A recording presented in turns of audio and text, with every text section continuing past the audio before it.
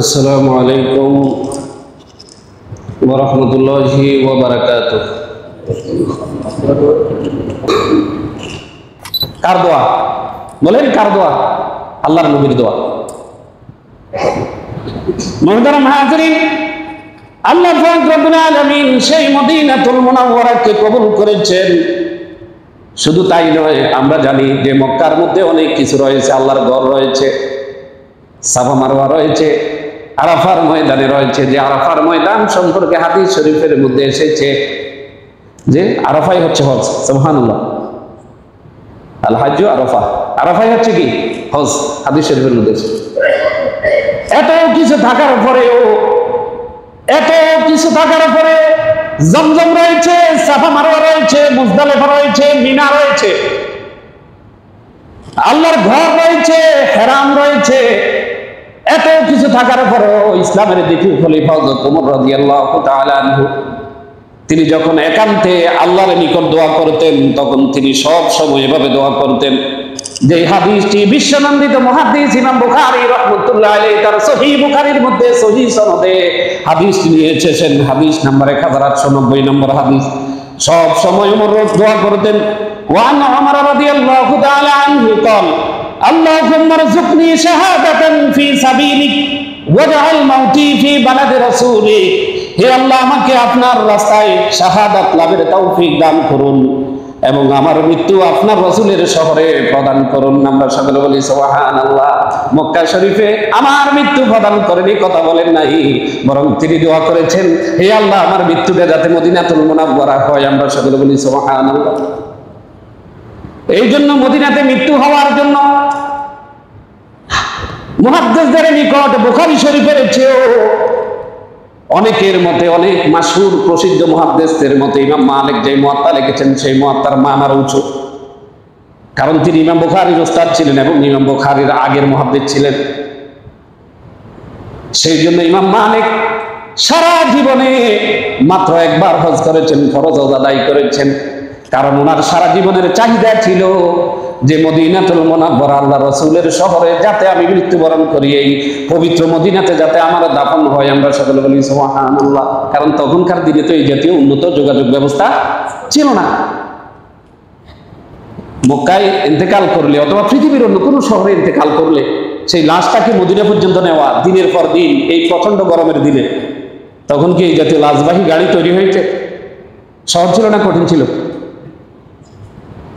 সম্ভবই নয়। আল্লাহ পাক রব্বুল আলামিন মদিনাতুল মুনাওয়ারাকে এভাবে কবুল করেছেন। শুধু তাই নয়, আল্লাহ পাক রব্বুল আলামিন মদিনাতুল মুনাওয়ারাকে এমন ভাবে কবুল করেছেন, আমার নবী দোয়া করেছেন। আনা আনাস রাদিয়াল্লাহু তাআলা আনহু আন নবী সাল্লাল্লাহু আলাইহি ওয়াসাল্লাম قال اللهم اجعل بالمدينة ضعفي ما جعلت بمكة من البركة। হে আল্লাহ, মক্কাতে যেভাবে আপনি বারাকা দান করেছেন, মদিনাকে তার দ্বিগুণ বারাকাত আপনি দান করেন। আমরা সকলে বলি সুবহানাল্লাহ। কবুল করছেন আল্লাহ? বলেন করছে কিনা সবাই বলেন সুবহানাল্লাহ। মদিনাতে গেলে মদিনার খাবার দাবারের মানে আলাদা, প্রত্যেকটা জিনিসের মধ্যে যেন আলাদা সেন্ট, আলাদা খুশবু। সুবহানাল্লাহ। মুহতারাম হাজিরিন, শুধু তাই নয়, মদিনাতে যারা বসবাস করবে তাদেরও আল্লাহ পাক রব্বুল আলামিন সম্মান বৃদ্ধি করেছেন। কারণ কোরআন শরীফের সাথে যে কাপড় লাগে সেই কাপড় কি সম্মানিত হয় না অসম্মানিত হয়? বলেন, রাস্তায় পড়ে থাকলে আমরা কি এটাতে ফাও লাগাই? যত একবারে নিম্নমানের কাপড়ই হোক আর মোজা যত দামি হোক, সে যাদের চেয়ারের মধ্যে পড়ে থাকে, এটাকে কিছু মুদি মাথায় রাখি? সুবহানাল্লাহ। এই মদিনাতে যারা বসবাস করবে তাদের মর্যাদার জন্য, তাদের নিরাপত্তার জন্য আমার নবী দোয়া করেছেন। ইমাম বুখারী হাদিস বর্ণনা করেছেন 1877 নম্বর হাদিস। আন সাদ রাদিয়াল্লাহু তাআলা আনহু قال سمعت النبي صلى الله عليه وسلم يقول لا يكيد أهل المدينة أحد إلا امنع كما يمنع الملح بالماء।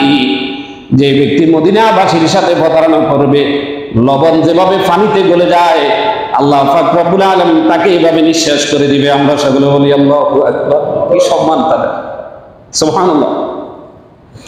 মুহতারাম হাজিরিন, শুধু তাই নয়, আমার নবী আরো দোয়া করেছেন যে এক সময়ে দেখা যাবে, সহিহ বুখারীর হাদিস, ইয়েমেন বিজয় লাভ করবে মুসলমানেরা, ইরাক বিজয় লাভ করবে মুসলমানেরা, সিরিয়া বিজয় লাভ করবে মুসলমানেরা।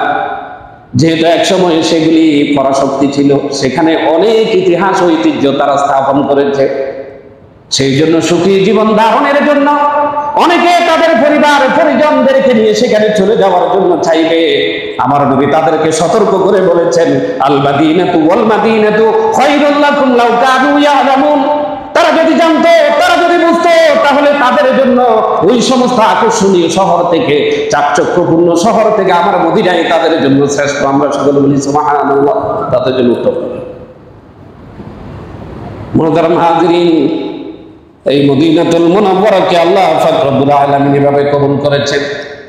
পবিত্র কোরআনুল কারীমে আমার আল্লাহ পাক রব্বুল আলামিন ঘোষণা করেছেন, আল্লাহর হাবিব যখন মদিনাতুল মুনাওয়ারাতে গিয়ে যখন কদম রাখলেন, তখন সাথে সাথে আল্লাহর কাছে দোয়া করলেন, রব্বি আনজিলনি মুনজালাম মুবারাকাও ওয়া আনতা খায়রুল মুনজিলিন। সুবহানাল্লাহ। আমাকে উত্তম জায়গার মধ্যে আপনি কি করেন, আমাকে, আমি যাতে সর্বোত্তম জায়গার মধ্যে যাতে আমি কি কদম রাখতে পারি, আমাকে সেই ব্যবস্থা করেন। কারণ আপনি হচ্ছেন উত্তম জায়গায় কদম রাখা কারী, অর্থাৎ আপনি যদি চান তাহলে আমি সর্বোত্তম জায়গার মধ্যে কদম রাখতে পারি। সুবহানাল্লাহ। মুহতারাম হাজিরিন, আমার নবীকে আল্লাহ পাক রব্বুল আলামিন তো সম্মান, এত ইজ্জত দিয়েছেন। তারপরে ইহুদি খ্রিস্টানদের ষড়যন্ত্র থেকে আমার নবীকে আল্লাহ পাক রব্বুল আলামিন সেভ করেছেন। শুধু তাই নয়, নবী করিম সাল্লাল্লাহু আলাইহি ওয়াসাল্লাম এর রওজা মুবারকের পাশে গিয়ে কোনো মানুষ যখন দোয়া করবে, আল্লাহ পাক রব্বুল আলামিন সেই নবীর উসিলায় আমার আল্লাহ পাক রব্বুল আলামিন তার দোয়া কবুল করবেন। সুবহানাল্লাহ। বিশ্বনন্দিত মুফাসসির তাফসীরে ইবনে কাবীর অথবা তাফসীরে মাফাতিহুল গায়বের মধ্যে পবিত্র কোরআনুল কারীমের সূরা নাসার 64 নম্বর আয়াতের ব্যাখ্যা এসেছে, বিশ্লেষণে এসেছে, তাফসীরে এসেছে, নবী করিম সাল্লাল্লাহু আলাইহি ওয়াসাল্লামের ইন্তেকালের 3 দিন পর, কয়দিন পর? 3 দিন। কয়দিন? 3 দিন পর এক বেদুইন আসছে আল্লাহর হাবিবের সাথে দেখা করতে। অনারব থেকে একজন লোক আসলো আল্লাহর হাবিবের সাথে দেখা করার জন্য। এসে চারদিকে মসজিদে নববীতে প্রবেশ করে এদিক সেদিক তাকাচ্ছেন, দেখা যাচ্ছেন সাহাবাদের চেহারা সুরত কি মন ভালো না, চেহারা সুরত ভালো না, কান্নাকাটি করতেছে সবাই। তিনি অনেক খোঁজাখুঁজির পর জিজ্ঞাসা করলেন যে নবী করিম সাল্লাল্লাহু আলাইহি ওয়াসাল্লাম কোথায়, আমাকে একটু ওনার সাক্ষাতের ব্যবস্থা করেন আপনারা। সুবহানাল্লাহ।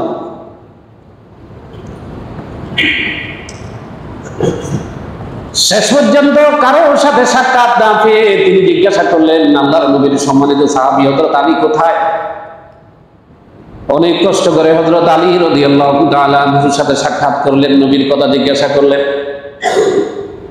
শেষ পর্যন্ত আলী রাদিয়াল্লাহু তাআলা আনহু যখন জানালেন যে নবী বিগত 3 দিন পূর্বে এই নশ্বর পৃথিবী ছেড়ে আল্লাহর সান্নিধ্যে চলে গিয়েছেন, আমরা সকলে বলি আল্লাহু আকবার। ওই সাহাবী মদিনাতুল মুনাওয়ারা আল্লাহর হাবিবের রওজা মুবারকের পাশে দাঁড়িয়ে রুনাজারি করতেছেন, একটা বাচ্চা ছেলের মতো কান্নাকাটি করতেছেন, আর কোরআনুল কারীমের সূরা নিসার এই 64 নম্বর আয়াতটি তিনি তেলাওয়াত করতে লাগলেন, ওয়ালাউ আন্নাকুম ইয যালামু আনফুসাকুম জাউকা ফাস্তাগফিরুল্লাহ ওয়াস্তাগফারা লাকুমুর রাসূল লাওয়াজাদুল্লাহা তাওয়াবার রহিমা। এভাবে তেলাওয়াত করতেছেন আর কাঁদতেছেন। এই আয়াতের অর্থ হলো, আর সেসব লোক যখন নিজেদের অনিষ্ট সাধন করে, নিজেদের উপর জুলুম করে, তখন যদি আপনার কাছে আসতো, অতঃপর আল্লাহর নিকট ক্ষমা প্রার্থনা করত, আমার রাসূল যদি তাদেরকে ক্ষমা করিয়ে দিতেন, অবশ্যই তারা আল্লাহকে ক্ষমাকারী এবং মেহেরবান রূপে পেত। এই আয়াতটি বারবার তেলাওয়াত করতেছেন আর কাঁদতেছেন। কিছুক্ষণ পরে রওজা মুবারক থেকে জবাব আসলো, কদ গুফিরা লাক, হে আল্লাহর বান্দা, আল্লাহ পাক রব্বুল আলামিন তোমাকে ক্ষমা করে দিয়েছে, সুবহানাল্লাহ, তোমার সকল গুনাহ মাফ করে দিয়েছে। বিশ্বনন্দিত মুহাদ্দিস ইমাম ফখরুদ্দিন রাজি রাহমাতুল্লাহ আলাইহি তিনি তার বিশ্ববিখ্যাত কিতাব তাফসীরের কিতাব তাফসীরে মাফাতিহুল গায়ব তথা তাফসীরে কবীরের মধ্যে এই ঘটনাটি এই আয়াতের ব্যাখ্যায় তিনি নিয়ে এসেছেন। আমরা সকল বলি সুবহানাল্লাহ। এই জন্য দেখা যায় আমাদের পৃথিবীতে যত বড় বড় কবি সাহিত্যিক রয়েছেন, যেমন খাজা আলতাফ হোসেন খালি রহমতুল্লাহ আলাইহি তিনি লিখেছেন, মদিনা না দেখা, মদিনা না দেখা তো কুছ ভি না দেখা,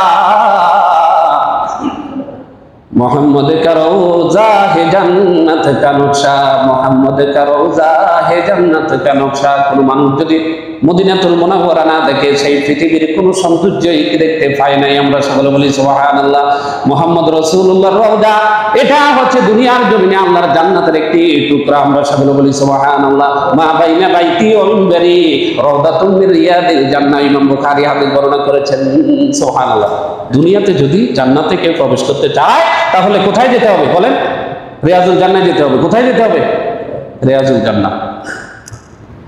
মুহতারাম হাজিরিন, শুধু তাই নয়, বিশ্বকবি শেখ সাদী রহমতুল্লাহ আলাইহি তিনি তার মনের আকুতি কিভাবে প্রকাশ করেছেন দেখুন। তিনি লিখেছেন, তু আমির হরম মে ফকির আজম, তু কুজা মান কুজা, তু কুজা মান কুজা, मेरी खुश किस्मती में तेरा उम्मती, तू जा जा मेरे दा, तू कुजा मन कुजा।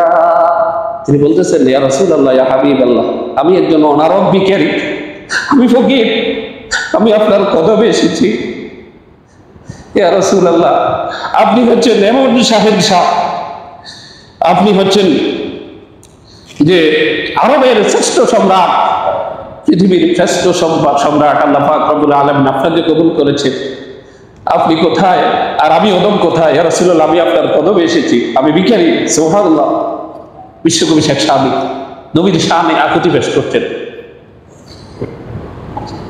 শুধু তাই নয়, বিশ্বকবি আল্লামা ইকবাল তিনি মদিনা সম্পর্কে লিখতে গিয়ে তিনি লিখেছেন, खीरा न कर छेका मगरिब का दावंदा निशे सुरमा था, आंखों का मेरी खाके मदीना, आंखों का मेरी खाके मदीना। या रसूल अल्लाह, আমি অক্সফোর্ডে পড়েছি, পৃথিবীর বিভিন্ন চাকচক্যময় শহর এবং দেশ ঘুরেছি, পৃথিবীর বিভিন্ন চাকচক্য এবং দেশের সেই তাদের সভ্যতা আমার চোখ আমাকে প্রতারিত করতে পারে নাই। কারণ আপনার পবিত্র শহরের আপনার কদম নিয়ে যেই শহর ধন্য হয়েছে সেই শহরের গুলাবালিগুলি আমার চোখে আমি সুরমা লাগিয়ে রেখেছি। আমরা সকল বলি সুবহানাল্লাহ। এই জন্য পৃথিবীর চাকচক্য আমাকে প্রতারিত করতে পারে নাই, কারণ আপনার কদম নিয়ে যেই মদিনা শরীফ ধন্য হয়েছে সেই মদিনাতুল মুনাওয়ারার গুলাবালিগুলি আমার শরীরের আমার চোখের মধ্যে আমি সুরমা হিসেবে ব্যবহার করেছি। আমরা সকল বলি সুবহানাল্লাহ। এই হচ্ছে মদিনাতুল মুনাওয়ারা। মুহতারাম হাজিরিন, সেই মহানবী হযরত মুহাম্মদ মুস্তাফা সাল্লাল্লাহু আলাইহি ওয়াসাল্লামের কদমে আমাদের হুজ্জাজ কেরামগণ সরাসরি উপস্থিত হয়ে আল্লাহর রাসূলের রওজার সামনে দাঁড়িয়ে আল্লাহ যাতে ওনাদেরকে সালাম দেওয়ার তৌফিক দান করে আমরা সকলে বলি আমিন। এবং আমরা যাদের নসিব হয় না আল্লাহ পাক আমাদেরকে কবুল করুক, আমরা সকলে বলি আমিন। এখন আমরা যারা সুন্নাত পড়ে দিই অনুগ্রহ করে সুন্নাত পড়ে।